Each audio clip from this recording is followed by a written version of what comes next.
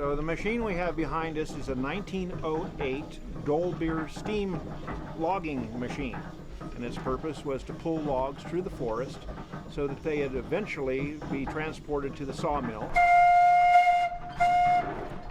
So this steam engine operates essentially by a wood fire boiling a steep kettle full of water, creating steam.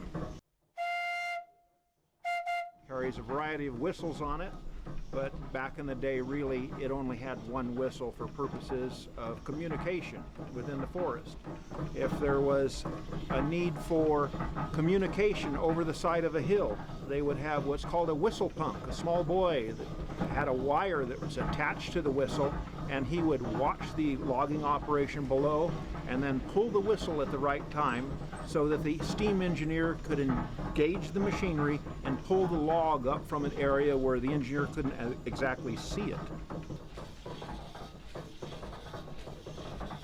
Essentially, the loggers would drop the trees, and this machine would roll the logs into two-pole chutes, which is basically a road through the woods.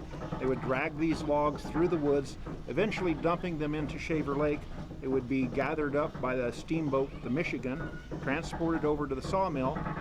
The sawmill would then cut them into boards. The boards would then be dried, and after a period of time, when they had sufficient buoyancy, they would kick them into the flume. And then the flume was 42 miles long and would reach Clovis 6.5 hours later. At the turn of the century, this was the latest and greatest technology. And so for 108 years old, it's a pretty fascinating machine.